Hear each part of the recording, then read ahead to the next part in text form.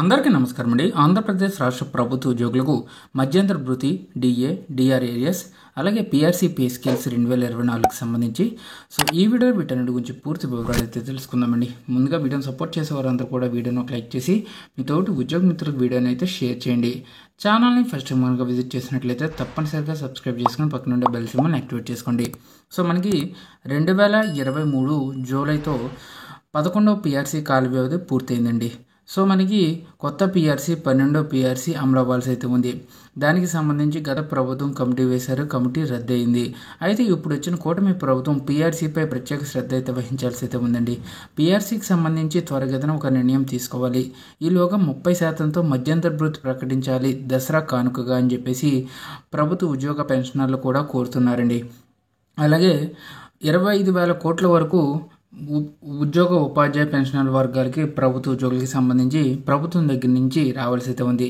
ఈ 25,000 కోట్ల బకాయిలు చూసుకున్నట్లయితే ఒక్కో ఉద్యోగికి దాదాపుగా 3 నుంచి 4 లక్షల వరకు వారి యొక్క పే స్కేల్స్కి అనుగుణంగా పెండింగ్ బకాయిలు అయితే జమ కావాల్సిన పరిస్థితి అయితే ఉంది.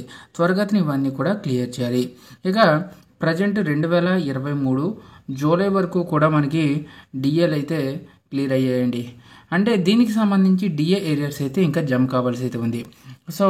ప్రజెంట్ అయితే 2024 జనవరి, 2024 జూలై డిఏ, ఈ 2 డిఏలు పెండింగ్లోనే అండి.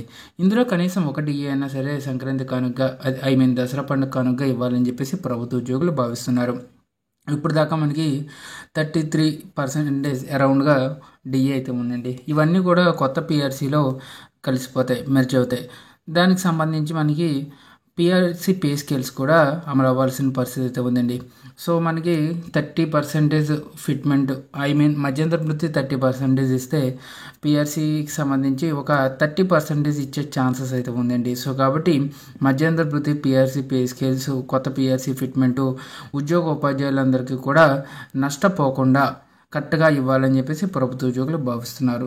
త్వరగతిన ఈ పెండింగ్లో ఉన్నటువంటి అన్ని రకాల బిల్స్ కూడా క్లియర్ చేయాలండి.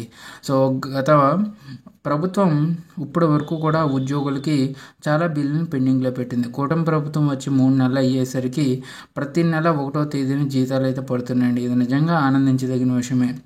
ఇప్పుడు సెప్టెంబర్ నెల జీతాలకు సంబంధించి అక్టోబర్ 1న జీతాలు, పెన్షన్లు జమ అయితే అవుతాయండి. కాబట్టి ప్రభుత్వ ఉద్యోగులకు సంబంధించి కాస్త టైం పట్టినా సరే మొత్తం అన్నీ కూడా క్లియర్ అవుతాయి ఈ కూటమి ప్రభుత్వంలో. ఇప్పుడు దసరా కానుక ప్రభుత్వం ఎలాంటి ప్రకటన చేస్తుందా అని చెప్పేసి ప్రభుత్వ ఉద్యోగులు ఎదురు చూస్తున్నారు. త్వరలోనే ఉద్యోగ సంఘాలన్నీ కూడా సీఎం గారిని కలిసి సమావేశం నిర్వహించి ఈ పెండింగ్లో ఉన్నటువంటి ఇష్యూస్ని చర్చిద్దామని అనుకుంటున్నారు. దీనికి సంబంధించి కూడా అప్డేట్ అయితే రావాల్సి అయితే ఉందండి. ప్రభుత్వం కూడా ఉద్యోగ సంఘాలతో మీటింగ్ అరేంజ్ చేయించుకుని వారికి పెండింగ్లో ఉన్నటువంటి సమస్యలన్నీ కూడా ఆచరణలోకి తీసుకుని వారికి క్లియర్ చేయాలి. ఇదండి వాళ్ళ ఎంప్లాయీస్ సంబంధించి వచ్చిన తాజా updates. For more updates subscribe to our channel. Thank you.